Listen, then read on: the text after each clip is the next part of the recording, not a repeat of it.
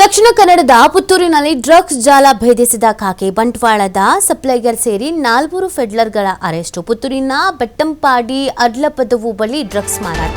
ಪುತ್ತೂರು ಗ್ರಾಮಾಂತರ ವ್ಯಾಪ್ತಿಯ ಇರ್ದೆ ರೆಂಜಾ ಭಾಗದಲ್ಲಿ ಸಪ್ಲೈ ಎಂಡಿಎಂಎ ಸೇವನೆ ಮತ್ತು ಸಪ್ಲೈ ಮಾಡ್ತಾ ಇದ್ದ ಆರೋಪಿಗಳು ಮೊಹಮ್ಮದ್ ಹರ್ಷದ್, ಮೊಹಮ್ಮದ್ ಆರೀಶ್, ಇಬ್ರಾಹಿಂ ಅಶ್ರಫ್ ಅಲಿಯಾಸ್ ರೋಜಾ ಅಶ್ರಫ್ ಡ್ರಗ್ಸ್ ಸಪ್ಲೈ ಮಾಡ್ತಾ ಇದ್ದಂಥ ಬಂಟ್ವಾಳದ ಮುಸ್ತಾಫನನ್ನು ಬಂಧಿಸಲಾಗಿದೆ. 50,000 ಮೌಲ್ಯದ ಎಂಡಿಎಂಎ ಗಾಂಜಾ ಹಾಗೂ ಕೃತ್ಯಕ್ಕೆ ಬಳಸಿದ್ದ 6 ಲಕ್ಷ ಮೌಲ್ಯದ 2 ಕಾರುಗಳು ಜಪ್ತಿಯಾಗಿದೆ. ಎನ್ಡಿಪಿಎಸ್ ಕಾಯ್ದೆ ಆರ್ಮ್ಸ್ ಆಕ್ಟ್ ಅಡಿಯಲ್ಲೂ ಕೂಡ ಪ್ರಕರಣವನ್ನು ದಾಖಲು ಮಾಡಲಾಗಿದೆ.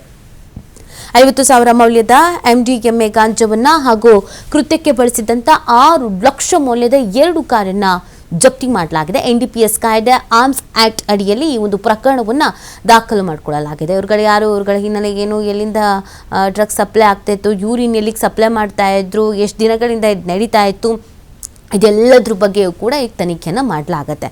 ದೊಡ್ಡದೊಂದು ಜಾಲವೇ ಇದೆ ಅನ್ನೋದಂತೂ ಗೊತ್ತಾಗ್ತಾ ಇದೆ. ಆದರೆ ಇವರು ಹೆಂಗಿಲ್ಲ ಆ್ಯಕ್ಟಿವ್ ಆಗಿದ್ದಾರೆ, ಹೆಂಗೆ ಕೆಲಸ ಮಾಡ್ತಾ ಇದ್ದಾರೆ, ಇದು ಇಂಪಾರ್ಟೆಂಟ್ ಆಗುತ್ತೆ. ಎಷ್ಟೆಲ್ಲ ಕ್ರಮಗಳನ್ನು ಕೈಗೊಂಡ್ರು, ಎಷ್ಟೆಲ್ಲ ಸ್ಟ್ರಿಕ್ಟ್ ಆದಂಥ ಆ್ಯಕ್ಷನ್ಸ್ಗಳನ್ನು ಕೈಗೊಂಡ್ರು, ಈ ಥರದ ಪ್ರಕರಣಗಳು ಮಂಗಳೂರು, ಬೆಂಗಳೂರು, ಮೈಸೂರು ಈ ಭಾಗಗಳಲ್ಲಿ ಹೆಚ್ಚಾಗಿ ಕಾಣಿಸ್ಕೊಳ್ತಾ ಇರುವಂಥದ್ದು.